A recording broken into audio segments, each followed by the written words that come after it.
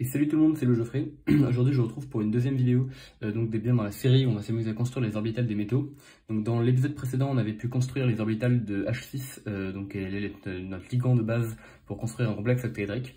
Aujourd'hui ce qu'on va faire c'est qu'on va transformer ces orbitales de ligand H6 théorique en les orbitales d'un vrai ligand. Donc par exemple on va prendre du NH36, ça pourrait aussi marcher avec du CN6 par exemple.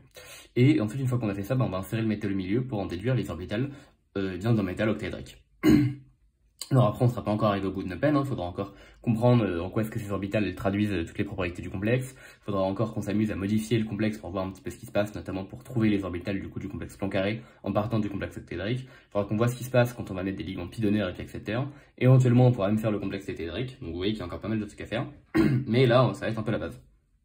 Alors donc si j'essaie de juste rapidement rappeler la forme minima donc de ces orbitales de H6, donc on avait vu que si jamais on prenait ici un axe d'énergie, on allait se retrouver avec une orbitale qui allait être très basse, ensuite 3 orbitales dégénérées qui allaient avoir le même niveau, et enfin 2 orbitales qui allaient être un peu plus hautes, et même niveau également. Alors celle qui est tout en bas, donc je vais continuer de représenter mes octaèdres comme ceci, je pense que c'est à peu près clair. Pour celle qui était tout en bas, on avait vu que c'était une orbitale qui était full liante, et bon celle-là est un peu basse, mais vous captez que le trait ici, celle est un peu plus grand, hein, toutes les distances sont censées être les mêmes. Pour les 3 orbitales qui se trouvent ici, alors je vais les dessiner entièrement. On a vu que c'était des orbitales qui ressemblaient à des P, un peu, si on voulait être un peu imaginatif.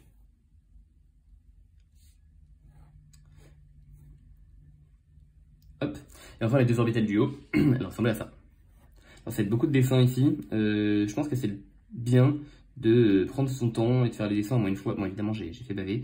Je pense que c'est bien de prendre son temps et de faire les dessins au moins une fois. Même si après, évidemment, de tête, ça paraît évidemment un peu moins sorti nulle part. Je pense bien de les faire un peu une fois. Ok, donc voilà, donc c'était toutes nos orbitales. Alors bon du coup avant d'insérer le métal, on va essayer de prendre des orbitales de ligands qui existent vraiment. Et donc du coup le ligand sur lequel on va se baser ici, ça va être du NH36. Mais ça pourrait être en fait n'importe quel ligand. Alors NH3 ce qui est cool, c'est que donc il est sigma d'honneur. Et nous on va surtout avoir besoin, je vais dire qu'il est aussi pi d'honneur, maintenant il est juste sigma d'honneur. Et nous on a également donc dans un premier temps se concentrer uniquement sur des ligands qui sont sigma d'honneur. Ce qui est cool c'est qu'ici en gros vous voyez qu'on peut fonctionner en deux temps. On va construire un diagramme énergétique à partir ici des orbitales d'un ligand sigma d'honneur octaédrique. Et ensuite, si jamais on veut modifier ces orbitales pour rajouter le fait qu'en fait notre ligand il est pas seulement sigma d'honneur mais il est par exemple aussi pi d'honneur. En fait j'ai de l'eau, j'ai plus du NH3 donc je suis aussi pi d'honneur. En fait ce qui est trop bien, c'est que les orbitales on va pouvoir les modifier en partant du diagramme construit avec le sigma d'honneur pyrien. Je sais pas si c'est clair. Mais en gros, on n'est pas obligé à chaque fois de reconstruire le diagramme dès qu'on va prendre un ligand spécial, donc du coup de faire trois diagrammes différents et de raisonner sur cela. On peut d'abord considérer que notre truc est juste sigma d'honneur, déduire le diagramme, puis ensuite rajouter le fait qu'il soit pi d'honneur ou pi accepteur, et déduire un deuxième diagramme en partant du premier. Alors bon du coup ici donc on est uniquement sigma d'honneur. Comment est-ce que on va modifier ces 6 orbitales là pour en déduire les orbitales de NH36? Alors on pourrait s'amuser à calculer toutes les orbitales de NH3, donc on doit en avoir 7 normalement. Puis ensuite à calculer NH36, donc ça nous ferait 6 x 7, donc beaucoup d'orbitales, ça ferait 42 orbitales. Et ensuite essayer de regarder celles qui recouvrent avec le métal, ce serait juste super long. Et en fait c'est pas hyper malin de raisonner comme ça. Le mieux ici c'est de se dire que NH3 est sigma d'honneur, parce qu'il y a une orbitale remplie qui va venir donner ses électrons au niveau du métal. Alors ça s'interprète comment? Si on a déjà une formule de Lewis, ça va bien sûr être ces 2 électrons là qui vont venir donc donner ici au métal, ces électrons qui vont venir se donner au métal. Donc la question c'est de savoir ce doublé non liant, comment est-ce qu'on peut l'interpréter avec les orbitales, et quelle orbitale est responsable de ce doublé non liant. Bon je vous laisse éventuellement refaire les orbitales de NH3 de l'autre côté, mais si jamais vous prenez ici NH3, en fait vous voyez que vous allez avoir donc une interaction à 3 orbitales à un moment entre la P, entre la 2S de N, une P de N et une orbitale full liante ici en bas, et en gros vous allez retrouver avec cette orbitale là. Un petit lobe ici, il y a un énorme lobe noir là. Hop. Alors cette orbitale, du coup, si j'essaie de la représenter sans la mettre sur NH3, en gros, ça va être un truc comme ça. Là, c'est devant, là, c'est derrière. Et puis, voilà, là, c'est sombre, là, c'est sombre, et là, c'est sombre. Donc, vous voyez que c'est une orbitale qui est globalement non liante, parce que la majorité de la densité électronique, elle est répartie ici, pas du tout au niveau de la liaison NH, mais complètement sur l'azote, et très très loin. Et en fait, c'est cette orbitale qui va venir lier. Du coup, en fait, c'est simple, il suffit de remplacer ici. Donc de faire le même travail, parce que du coup il y a uniquement cette orbitale qui va intervenir. En fait, et elle va intervenir comment? Elle va intervenir avec le métal qui va être dirigé vers là. Donc là vous allez avoir le métal qui est ici. Donc typiquement, en fait, on peut représenter le ligand NH3 par cette grosse orbitale là, en mettant le métal à côté. Et donc en fait, vous commencez à comprendre que toutes ces orbitales ici qu'on a construites, en fait, elles vont toujours être valables. Il suffit juste de remplacer toutes les petites boules blanches par ce truc-là, et toutes les petites boules noires par ce truc-là avec les couleurs inversées.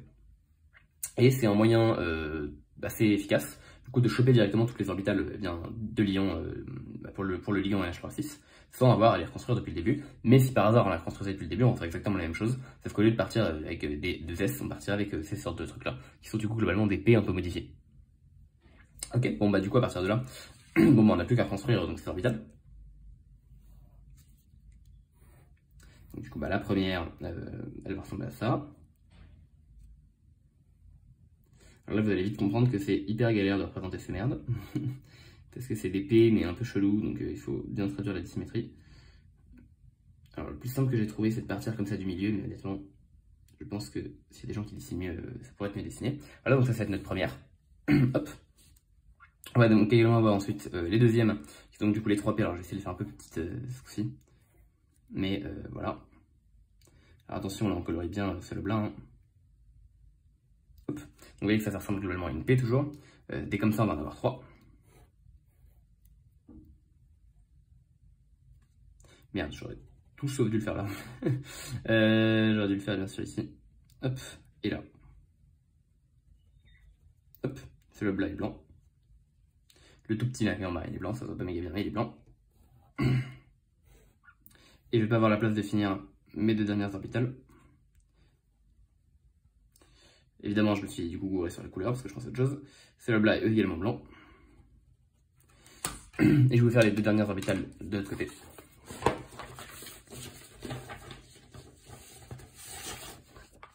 Qui vont donc ressembler. Hop.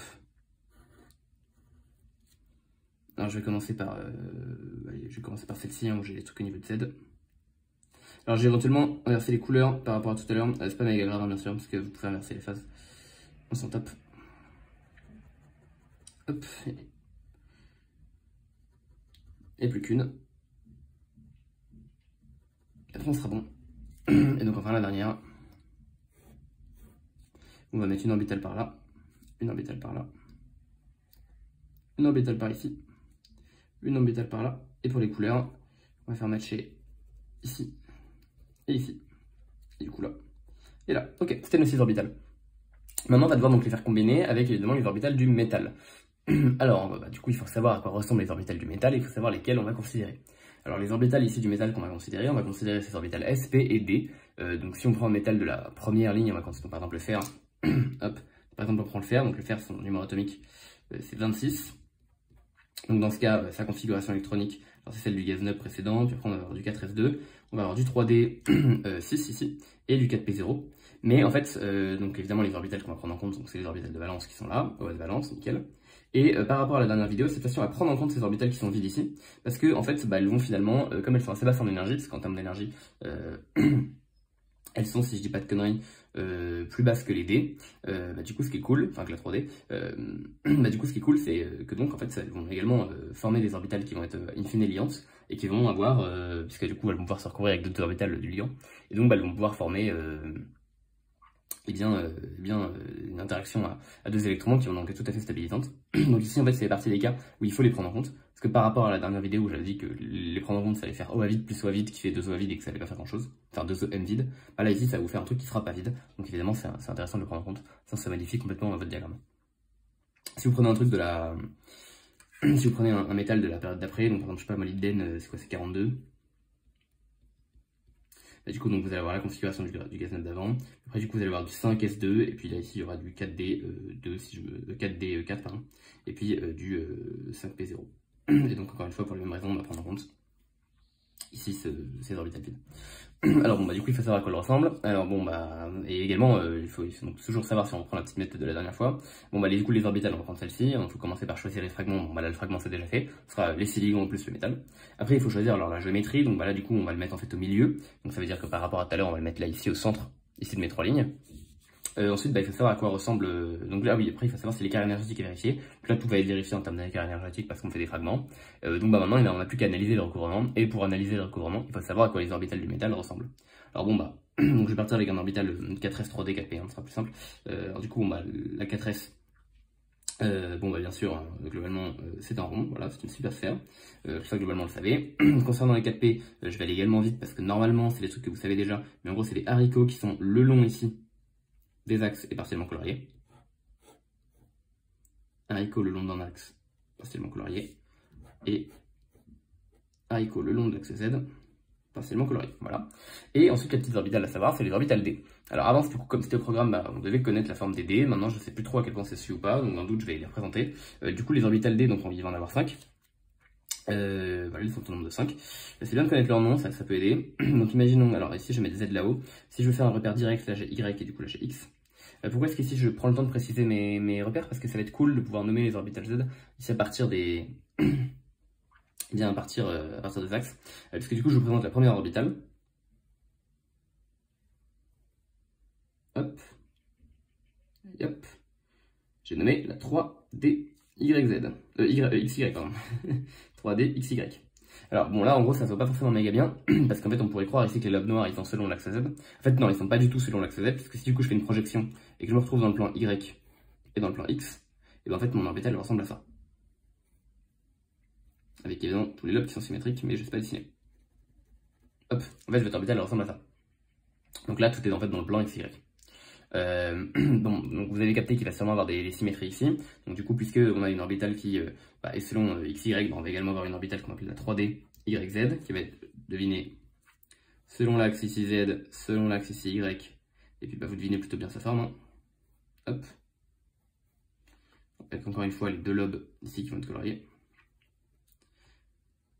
Allez, tant qu'on y est, on va du coup également avoir la 3D ZX, qui va donc être avec ici X, avec ici Z. Hop, comme ceci. Ok, et du coup maintenant les deux dernières elles vont ressembler à quoi? Bah, en gros pour les deux dernières, en fait vous savez quand je vous disais que globalement sur un octaèdre tout était symétrique et du coup on ne donnait pas de rôle prépondérant à un axe en particulier. En fait là on donne un rôle prépondérant à un axe en particulier. Alors du coup comment est-ce qu'on explique ça? Je pense qu'on peut voir ça comme le fait que par exemple le plan carré on peut le voir comme une déformation de l'octaèdre et que dans un plan carré on a un axe qui est privilégié par exemple. Mais du coup ici en général l'axe auquel on donne un rôle privilégié c'est Z. Et du coup je vous conseille toujours de donner votre axe privilégié de l'appeler Z parce que vous allez avoir une orbitale qui va s'appeler la Z2 que je vais représenter juste tout de suite. Donc la 3D Z2. Et de toute façon, si jamais vous, enfin, a priori, comme c'est plus trop programme de toute manière, si vous tombez sur des complexes en soi en exercice, normalement les axes vous seront imposés, donc il n'y aura pas de problème. Du coup, la Z2, c'est la Z2, vous la mettez sur l'axe Z et vous ne posez pas de questions. Et si jamais vous construisez vous-même vos orbitales de métal parce que vous êtes en autonomie, bah, du coup, appelez Z, si un axe privilégié, appelez le Z, parce que c'est l'axe qui va se différencier ici le plus. X et Y vont être équivalents, mais Z va être spécial. Donc appelez le Z. Et sinon, eh ben, écoutez, c'est que tout est symétrique. Donc dans ce cas, bah, globalement, mettez le vertical, quoi, mettez-le vers le haut. Et du coup, ouais, ici, on va avoir un axe qui va être privilégié. Parce qu'on va du coup former une orbitale qui va être ici, nommée donc la DZ2. Et qui va en gros ressembler, alors je vais essayer de faire une super Z2. Qui va en gros ressembler à ça, avec autour un tore. Donc en gros, là, vous avez deux lobes, un peu comme une P, selon l'axe Z, avec autour de ce truc un tore. Et en gros, l'idée, c'est que les deux lobes vont être de la même couleur, et le tore sera d'une couleur opposée. Donc ici, par exemple, je vais laisser mes deux lobes blancs, et je vais colorier mon tore en noir. Voilà. Hop. Et enfin, du coup, bah, la dernière orbitale, pardon, bah, du coup, ce sera la 3D X2 moins Y2. Et celle-là, par contre, elle est parfaitement symétrique selon l'axe X et selon l'axe Y. Parce que du coup, elle va ressembler à ça. Les lobes sont selon les axes. Et on colorie les lobes opposés. Du coup, ouais, moi je sais que ça m'a beaucoup perturbé ici qu'en fait avec ces orbitales on donne un rôle prépondérant à Z. Ça m'a suffisamment perturbé pour que je me gourre en DS, parce que du coup bah, je me demandais pourquoi est-ce que j'avais pas le droit de mettre mon Z horizontal, et du coup j'avais appelé celle-là la 3D Y2 et celle-là la 3D X2 moins Z2, et j'étais scandalisé comme compte faux parce que bah après tout on donne pas un rôle prépondérant à un axe quand on fait des orbitales de complexe. On n'a jamais vraiment réussi à me répondre, et la seule interprétation, enfin c'est-à-dire que j'ai posé des questions à les profs, n'ont jamais vraiment été capables de me donner une explication, on n'a jamais vraiment trouvé une, et la seule que j'ai un peu trouvée c'est le fait que soit il n'y a pas d'axe prépondérant, donc dans ce cas on fait pas chier, on le met où on veut, soit il y a un axe prépondérant, il y a un axe particulier, et du coup bah, cet axe particulier bah, ce sera l'axe Z, parce que les axes X et Y sont identiques, alors que l'axe Z lui est différent. Donc si par hasard, je répète une dernière fois, hein, mais du coup si par hasard dans un énoncé on vous impose l'axe Z, vous considérez cette orbitale là comme étant sur l'axe Z, et vous posez pas de questions, et si par hasard on vous impose pas d'axe, vous faites comme vous voulez, sauf si y a un axe qui va ressortir comme ayant des propriétés particulières par rapport aux deux autres, et dans ce cas bah, vous lui assénez la Z. Bon, dans tous les cas, une fois qu'on a fait ça, donc là on était à quelle étape? On en était à l'étape des symétries et des recouvrements. Il faut donc pouvoir savoir quel orbital va pouvoir recouvrir avec quoi. Sachant que du coup, alors évidemment je ne les ai pas mis sur la même feuille, mais en gros on va avoir 6 orbitales initialement, donc les 4 orbitales qui sont là, ainsi que les 2 orbitales qui sont ici. Et on va devoir les faire recouvrir avec 6 orbitales parmi du coup les 4 qu'on a là, et les 5 qu'on a, enfin là il y en a 3, et les 2 qui sont là. Donc en tout, vous voyez qu'on a 9 orbitales sur le métal et 6 orbitales de ligand, donc on va bien laisser 3 orbitales célibataires. Alors bon, bah déjà on peut essayer de raisonner un peu par symétrie. Si on laisse 3 orbitales célibataires, enfin en tout cas qu'on va les laisser de manière non liante, ça va être soit être les 3p, soit être ici les 3d qui sont symétriques. Ça va forcément, a priori, si on essaie de raisonner par symétrie, ça va être parmi ces deux groupes-là. Or celle-ci, elles vont clairement recouvrir, parce qu'elle recouvre évidemment avec elle. Parce que si j'intercale une P ici, bah, je peux faire recouvrir ma lobe blanche, je peux faire recouvrir ma lobe noire, pareil là et pareil là. Donc si clairement je mets des P, ça recouvre parfaitement. Donc on peut se douter que les 3 orbitales qui vont pas bouger, ça va être celle-là. On peut s'en douter. Si on essaie de pousser un petit peu plus loin, on voit que la S elle est blanche, donc il faudrait que ça recouvre qu'avec des trucs blancs partout. Et on a un truc qui est tout blanc partout, c'est celle-ci. Donc c'est super stable. Et enfin bah du coup les deux dernières, en gros il nous reste ici ces 2 orbitales à caser. Avec du coup théoriquement 2 orbitales D. Alors du coup ce que j'ai dit, bah, on peut se douter que ces 3 là vont pas intervenir. En fait vous pouvez vérifier que celle-ci recouvre avec personne. Parce que de toute façon tous les lobes sont selon les axes. Et là vous voyez que si vous mettez n'importe quel recouvrement selon un axe, bah, en fait ça va pas vous recouvrir. Parce que tout le recouvrement que vous allez gagner, par exemple ici selon l'axe Z, bah, en fait vous allez le gagner en blanc d'un côté et le perdre en noir de l'autre. Et pareil selon l'axe Y, ce que vous allez gagner en blanc, là vous allez le perdre en noir de l'autre côté. Du coup vous voyez qu'ici toutes ces orbitales là sont pas du tout adaptées pour recourir à des orbitales donc selon les axes. Donc en gros en fait si j'essaie de le dire différemment, tout ce qui est recouvrement sigma, ça c'est mort. Alors du coup bah, vous doutez peut-être que ça va recouvrir avec des pi, et ouais celles-ci vont recouvrir avec les pi, donc c'est celles-ci qui vont bouger quand on va avoir des orbitales pi en plus. Donc tout ce qui est pi donneur, pi accepteur, ça va recouvrir avec ça. Mais du coup tout ça c'est pas du tout des recouvrements sigma, donc du coup on va uniquement s'intéresser à ces 3 là, à celle-ci, et du coup à ces 2 là. Et du coup, bah, ces 2 là, on sait qu'elles vont recouvrir avec ces 2 là. Donc, bah, on peut essayer de réfléchir. Là, on voit qu'on a globalement que des trucs noirs autour et 2 trucs blancs selon l'axe Z. Voilà, c'est nickel, parce que là, on a que des trucs noirs autour, puisque le tore est selon globalement l'axe, enfin le plan OXY. Et du coup, bah, on voit qu'ici, les 2 trucs verticaux selon Z vont pouvoir parfaitement courir. Et du coup, bah, celle-ci, on aimerait avoir des. Bah, on aimerait qu'elle puisse fit celle-ci en termes de couvrement, et bah dans le milieu elle fit parfaitement, parce qu'ici on va avoir un recouvrement blanc selon un axe et un recouvrement noir selon un autre axe, et bah là c'est exactement ce qu'on a, un recouvrement blanc selon donc un axe, et du deux côtés de l'axe, hein, donc par exemple en moins x plus x, et un recouvrement noir en moins y plus y. Bon bah là du coup on a tout fait, donc alors évidemment je l'ai fait avec les mains, vous pouvez aussi vous amuser à faire des tableaux de symétrie beaucoup plus complets, pour essayer de, parce que là il y aurait 50 milliards de symétries, donc vous pourrez absolument tout différencier. C'est 2 méthodes, personnellement je trouve que ça se voit souvent vraiment bien, et que c'est bien de réussir à le voir pour à la fois raisonner de Z rapidement et facilement. Et parce que normalement, quand vous êtes à peu près à l'aise avec les orbitales, bah, de tête ça se voit. Donc c'est pour ça que je trouve ça bien de juste essayer de faire des dessins comme on peut. Vous voyez qu'il n'y a pas besoin d'être des grosses masterclass en dessin pour arriver à visualiser. Et voilà, je trouve ça important. Donc c'est pour ça que j'avais souvent quand je fais des symétries, je me gourre. Donc écoutez, voilà. Bon bah du coup, il n'y a plus qu'à. Donc il n'y a plus qu'à foutre le métal au milieu et voir les orbitales que ça va donner. Hop. Donc là, on va avoir l'énergie en électronvolts. Et on va par exemple caler le métal. Là, on va avoir les énergies en électronvolts également. Et on va avoir par exemple notre ligand NH3,6. Ok. Alors bon bah, du coup, au niveau des orbitales de ligand, a priori elles vont être plus basses que les orbitales du métal, parce que notre ligand il est fait avec des trucs genre NH3, et le métal on sait que c'est plutôt pas du tout électronégatif, donc ça risque d'être plus haut. Donc là, nos orbitales on sait qu'on en a une là, on en a 3 là, et on en a 2 là.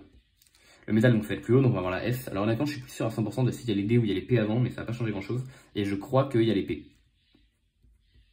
Alors du coup vous allez me dire, ouais mais du coup Kleczkowski remplit pas selon les ordres croissants, et ouais Kleczkowski ça remplit pas selon les ordres croissants, c'est ça qui est rigolo, c'est que, voilà, et pourquoi ça remplit pas selon les ordres croissants, ça pour le coup j'en sais rien. Mais dans tous les cas, il me semble clairement qu'on a la 4S, la 4P, enfin du coup les 4P puis les 4D. Puis les 3D pardon, du coup il y a les 3D. Ok, bon bah après du coup, donc comment est-ce qu'on fait? Bah on va essayer du coup de match donc toutes les orbitales qui se ressemblent. Donc on avait dit que celle-ci recouvre celle-là, on va avoir ici une orbitale. Alors pour des raisons de simplicité du diagramme, quand on va avoir une orbitale liante, une orbitale antiliante, au lieu de recouvrir mon orbitale liante avec, enfin au lieu de lier mon orbitale liante avec les 2 orbitales qui l'ont engendré, je vais la relier avec uniquement l'orbitale qui est la plus proche d'elle en énergie. Donc ici, l'orbitale résultante de la 4S du métal et de celle où tout est liant de nos ligands, donc de celle-là.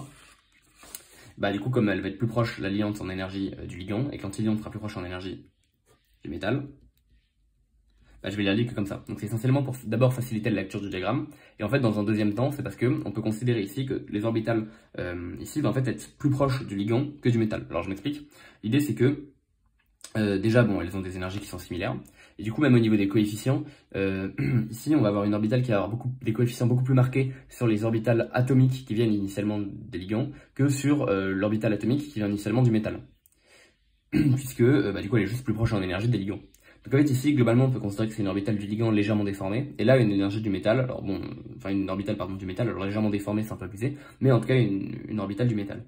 Et du coup, en gros, voilà, c'est pour ça que je vais essayer du coup uniquement relier des petits traits. Ça va nous être pratique parce que du coup, d'interpréter ça comme des orbitales qui en fait viennent des ligands et qui sont légèrement bougés par le métal, et interpréter toutes celles qui vont être là-haut comme des orbitales du métal qui sont légèrement bougées par les ligands, en fait, ça donne des comportements assez précis sur ce qu'on doit essayer de caractériser. Donc c'est pour ça que je vais faire cette approximation. Même si en soi, bien sûr, il faudrait en soi également que je relie ça ici. Et techniquement, c'est pas une orbitale du liant, c'est une orbitale du ligand plus du métal. Vous avez capté. Bon, bah après, du coup, donc, je vais relier mes P. Alors ça, pareil, ça va pas être méga dur à faire. Et puis, du coup, je vais également relier donc, mes 2D. Et puis, je vais laisser mes 3 dernières D non liantes. Donc là, ici, j'avais 5 D. Il y en a 2 qui se relient, donc ces deux-là vont venir recouvrir. Et donc, se lier avec des orbitales ici du ligand. Et les 3 autres vont pas les recouvrir. Ok, donc au final, du coup, en fait, on obtient un profil énergétique qui ressemble en gros un peu à ça. Une orbitale très basse, suivie de 3, suivie de 2, suivie de 3, suivie de 2, suivie de 3, suivie de 1. Avec en tout ces 3 orbitales-là qui sont liantes. Ces 6 orbitales-là qui sont liantes. Ces 3 orbitales-là qui sont non liantes. Et ces 6 orbitales-là qui sont antiliantes. Je voulais faire un calcul, on a bien le bon nombre d'orbitales à la fin. On en avait 6 au début, là on en avait 9. Et du coup, on est censé retrouver 15 orbitales. Et normalement, là on en a 6 plus 6, 12, plus 3, 15. Donc on a ce qu'il faut. Ok. Ici, ce qui va vraiment nous intéresser par la suite, mais ça on verra ça dans la prochaine fois. En fait, on verra comment remplir ce diagramme. Et en gros, ce qu'on peut pas deviner, donc c'est pour ça que c'est bon, en gros, soit de faire le calcul une fois, soit essentiellement de l'admettre. C'est qu'en fait ici, on a un écart énergétique qui est tout petit, tout petit, tout petit, tout petit. Parce que ça va quand même recouvrir assez peu, parce que celles-ci ont quand même des écarts énergétiques qui sont parmi les plus conséquents. Et en fait, donc, ça veut dire qu'ici, ces orbitales non liantes sont en vrai assez proches en énergie des premières orbitales antiliantes. Et si vous vous souvenez bien, ce qu'on a dit, c'est que du coup, ces orbitales-là, elles étaient globalement des orbitales du métal. Donc c'est pour ça que, en fait, ces 5 orbitales vont avoir un rôle particulier. On va les appeler le bloc D. Et en gros, ces blocs D vont être constitués du coup des 3 orbitales non liantes qui n'ont pas bougé, donc des 3D non liantes, et des 3D antiliantes qui du coup proviennent du métal. Donc on considère que c'est les 3D du métal. Bon, mais du coup, concernant ce fameux bloc D et concernant cette très faible écart énergétique et toutes les propriétés qu'il engendre, en fait, on y reviendra donc dans la prochaine vidéo quand on s'amusera à remplir ce diagramme énergétique. Mais en gros, si jamais vous avez déjà essayé de réfléchir à la suite et vous avancez, ce qu'il faut vraiment retenir, c'est que tout réside là-dedans, et tout réside dans le fait que vous ayez 3 orbitales puis 2 orbitales avec un faible écart énergétique entre les deux. Enfin, entre le couple de 3, enfin le trouble de 3 et le couple de 2. Pourquoi? Parce que du coup, à tout moment, votre écart énergétique est tellement faible que parfois ça va coûter plus cher de mettre 2 électrons dans le même orbital à cause de l'énergie d'appareillement que dans l'orbital du dessus. Et du coup, vous commencez à comprendre qu'on va avoir des propriétés marrantes en fonction de cet écart énergétique. Et le deuxième truc qui est vraiment bien, c'est que cet écart énergétique est pile au bon niveau pour qu'on puisse à la fois le traficoter pour que ce soit normal et qu'on remplisse les électrons en bas, et pour que ce soit trop faible et du coup l'énergie d'appareillement est trop fort et que ça se mette à être plus rentable de remplir les orbitales du bas puis les orbitales du haut, alors que les orbitales du bas sont pas encore complètement pleines. Et comme on arrive du coup, comme la limite elle est vraiment pile globalement à l'énergie qu'on a de base, on arrive facilement à passer d'un côté ou de l'autre. Mais tout ça, on y reviendra bien sûr plus tard. Mais en gros, tout ça pour dire que toutes les propriétés du complexe vraiment résident dans ces 5 orbitales là, les 2 premières antiliantes et les 3 non liantes, et que du coup tout ça on appelle le bloc D. Bon, donc là essentiellement, en tout cas si on essaie de revenir à l'objectif de cette vidéo, là globalement nos orbitales du métal on les a, c'est-à-dire que c'était le but aujourd'hui, c'était de foutre un métal dans H6, ou plutôt dans NH3.6 ici, et de voir les orbitales qu'on obtenait, voilà ce qu'on obtient en fait. Alors du coup je vais juste terminer la vidéo, en gros essayer de redessiner à la fois ces 6 orbitales liantes ici, parce que je pense que ça peut être intéressant. Les 3 non liantes, bon je vais pas les redessiner parce que c'est vraiment ces orbitales là, qui du coup ne bougent pas puisqu'elles sont non liantes, donc elles bougent pas. Et toutes les 6 antiliantes là-haut, ce sera purement les liantes, mais en inversant les phases. Donc je vais m'occuper uniquement ici de redessiner ces 6 orbitales liantes là. Ça va être un peu long parce que c'est long à dessiner. Il y aura rien de plus ici. Mais ça me semble important de bien le voir au moins une fois. Même si c'est pas méga compliqué. Donc on va avoir ici, dans un premier temps, un lobe blanc. Et puis du coup, on va avoir que des sortes de P déformées partout autour. Ça, c'est l'orbitale la plus liante de toutes, celle qui est tout en bas.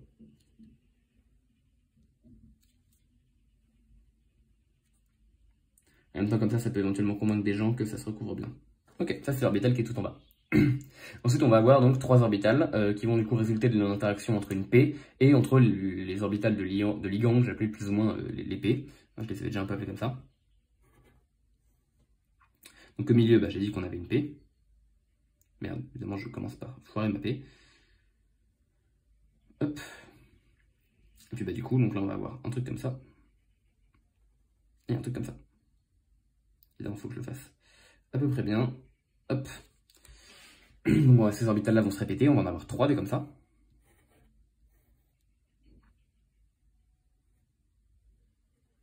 On voit également qu'elles sont parfaitement symétriques. Hein.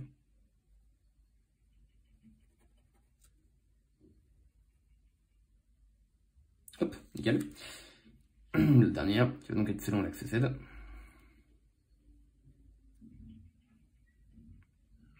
Check. On colorie le bas. Ok. Et enfin, du coup, les 2 dernières orbitales, qui vont donc résulter de l'interaction entre ces deux-là, et bah, du coup, les 2 orbitales de ligand qui étaient les plus hautes en énergie. Donc la première, ça va donc être en gros celle qui résulte de la x de y2, la x de y2 c'est celle-là. Donc du coup, bah, cette fois-ci, je vais noter les axes, parce que ça va être important ici.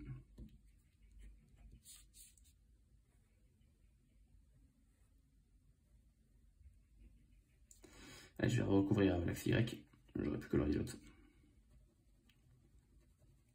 Hop. Et donc je vais mettre au bout, hop,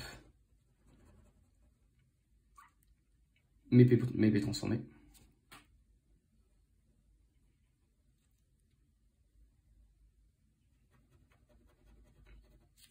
Et enfin donc la dernière, celle qui résulte de la DZ2.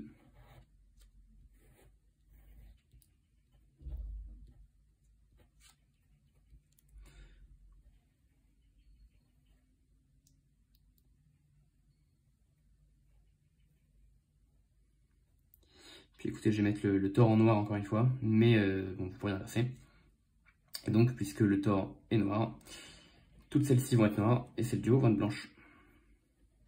Hop. Hop. Là, on se retrouve avec de nouveau du noir. De nouveau ici du noir. Je commence à avoir mal à la main à force de colorier. Et de nouveau ici, une orbitale noire. Voilà. Donc là, du coup, vous obtenez vos 6 orbitales vos 6 orbitales du métal en ligand. En liant, pardon. Les non liantes, donc elles sont juste derrière, je vous ai déjà représenté, ce sont ces 3-là. La XY, la YZ et la ZX. Et donc les antiliantes, bah, vous avez juste à prendre celle-ci et à inverser les phases de ce qui est au milieu, tout en ne changeant pas les phases des ligands. Ok, donc au final, on voit qu'en gros, en fait, construire une orbitale dans le métal octaédrique, c'était pas a priori si compliqué que ça. On avait en gros fait le travail principal la dernière fois en choisissant de construire d'abord les orbitales du ligand, puis à partir de là, bah, du coup, on avait choisi nos fragments, le métal et le ligand octaédrique. Puis du coup, on a dû juste regarder l'écart énergétique qui était vérifié parce qu'on est un fragment, puis du coup on avait juste les recouvrements à faire et on a vu que c'était pas si compliqué que ça à faire non plus parce que quand on fait des dessins clairement on voit bien que l'orbital va interagir avec quoi, donc ça c'est pas des parties qui sont hyper compliquées. Donc c'est vrai que voilà, au final c'est une vidéo qui peut sembler un peu ambitieuse parce que voilà, on a quand même 15 orbitales et c'est rare qu'on traite de molécules avec autant d'orbitales. D'ailleurs c'est même globalement le max qu'on fait vraiment de manière pédestre quoi, à la main, ou plutôt au pied du coup. Bref, la prochaine fois donc ce qu'on fera c'est qu'on va commencer à remplir ici notre complexe pour étudier ses propriétés à partir des orbitales qu'on vient de construire. Ça va donc commencer à s'amuser, après on pourra transformer notre complexe et voir comment les orbitales évoluent. Globalement, vous voyez qu'on a purement remplacé les orbitales ici de H6 par donc, eh bien, les orbitales frontières de NH3, donc ici par cette sorte de 2P un peu modifié, cette 2P, 2P, et à partir de là, bah, du coup, on a plus qu'à combiner et tout s'est très bien passé, on l'a fait calmement et tout s'est très bien passé. Bon bah voilà, donc j'espère que la vidéo vous aura plu j'espère du coup vous retrouver la prochaine fois pour que le fun démarre un petit peu lors du remplissage des orbitales. Bon bah voilà, je vous souhaite une bonne vie, une bonne soirée, une bonne journée et je vous dis à la prochaine.